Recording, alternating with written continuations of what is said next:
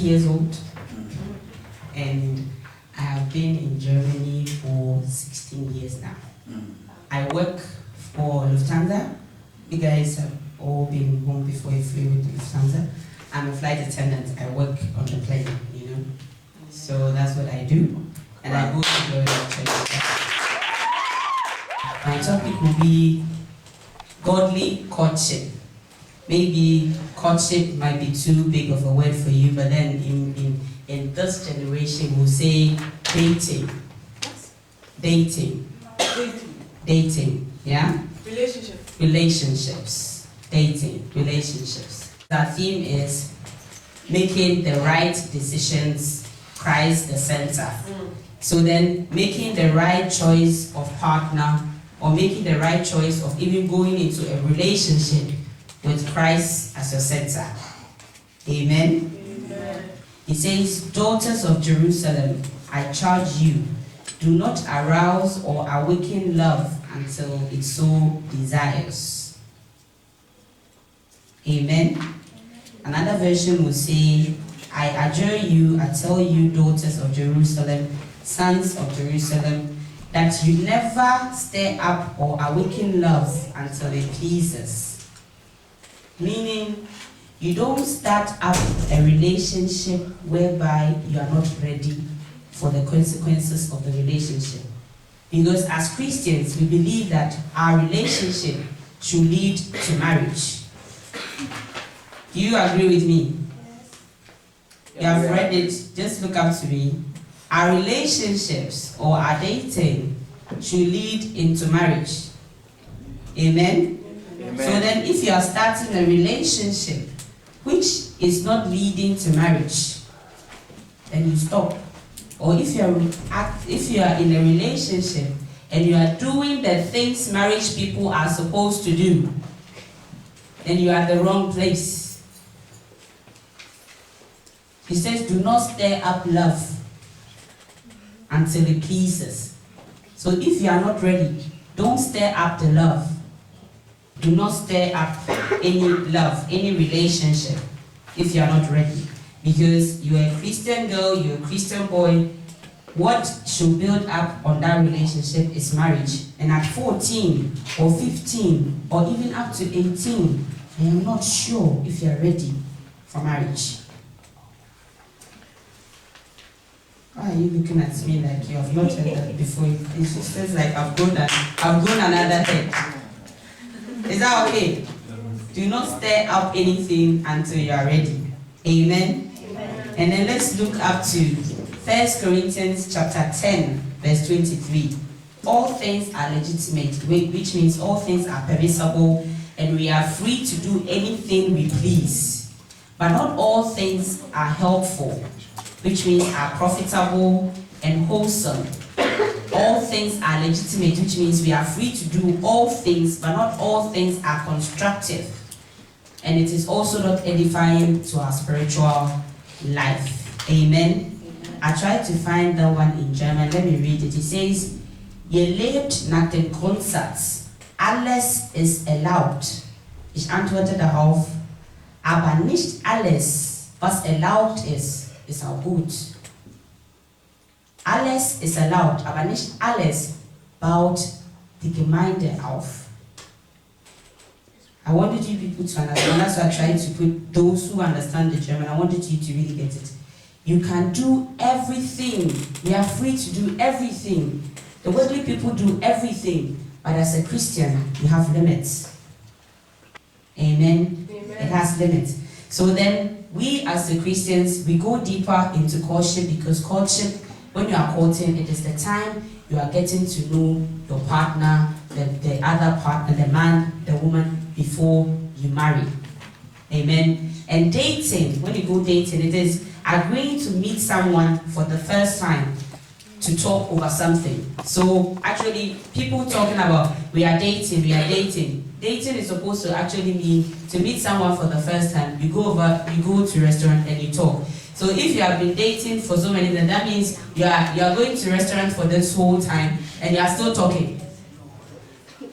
So that dating, yes. So you meet the first time, you date, and then that resolve when you guys agree to get married, then it turns into courtship, because courtship, then you get to know each other, and then you then marry. Amen.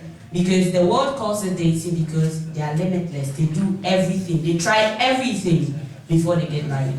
But as Christians, as we want to make Christ the center of our decisions and want to make the right decisions, we have limits. We want to do things as Christians to please God. And what pleases God? To live a holy life. We want to do things that will please God. If you want to please God, he says in 1 Peter 1:15 that, be holy, for I am holy. Amen. So as you are courted and you are living a holy life, you are making sure that you are learning from each other, because then you live a purity, you purify yourself, you live a holy life, and you are able to edify yourself, you grow in the Lord as well. So then if it is holy and you get to the point of courting someone, you make holy conversation. Don't stir up anything. So don't start a conversation that you know will not end into something that is not supposed to be. Like, you're supposed to start conversations whereby it's right. How will you know that this person is the right person when you get to that point? When you get to that point, you'll be able, because you are a Christian and you know the qualities you have and the qualities you want in a man, you will look or in a woman, you will be able to discuss what are the qualities that I want in a man. And also ask questions. When somebody comes and say, I love you, I want to marry you, without getting to know the person. How do you know the person? You ask questions. Amen. And make sure the basic foundation, as you want to make him the center of your decisions, to be able to find the right person that is pleasing to God. Make sure the person loves the Lord. Make sure even up to the extent that the person loving the Lord more than he or she loves you. Because when the person loves the Lord, their decisions, their actions are based on the things of God, and they treat you right. So my guys, you have to be gentlemen, you know. Maybe Joseph was a gentleman, and he said, then I'll just do it quietly and leave. As a woman, when you're able to hold on to yourself, gain more respect from the man. You're a Christian and you're in the church, even if it is a Christian brother, don't let him corner you at some corner and be rapping you, and you get that big head and then you tend to forget. Let somebody know, let your pastor know. I said, when you're at age, obviously now when you're doing it, you won't be able to share because you know it is wrong. Yes, you won't be able to share because you know it is wrong. But from today, I believe we have repented. Amen. Amen. We have repented because, you have it. Eric, you're laughing as if you have it. Because you shouldn't share, like I'm saying, you shouldn't stir up something that you are not ready for. Be ready. You make sure you are ready before you go into it. Amen. So when you let your pastor know about it, it will keep you holy, because you have in mind somebody knows what you're doing. There are people with experience that can give on their experience to you, which is the premarital counseling. It is very, very important for them to give you that counseling. So if you're able to share it with your pastor, everything is going through a proper order, they will give you premarital counseling. And that counseling will be so beneficial for you, because then you get to share. Like, you won't say that, these are their experience, let me make my own experience. No.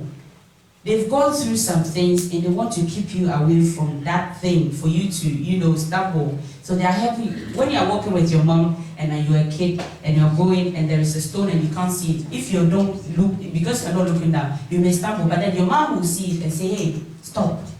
Don't go over it. Go this way. So when they try to advise you, and I know when mommy, daddy, pastor is trying to advise you, say, if it was that super duper good and really, really good for them, they will still be in it. But then they've overcome and they want to keep you away from it. That is protection. They are protecting you. Okay, so if they are telling you something, then it is because they love you, they want to protect you. They don't want you to go through the same thing they went through. Amen. So make sure that everything goes through the pastor. You get a premarital counseling, and you'll be able to lead to that place or into a good marriage which is acceptable in the eyes of the Lord. Amen. Amen.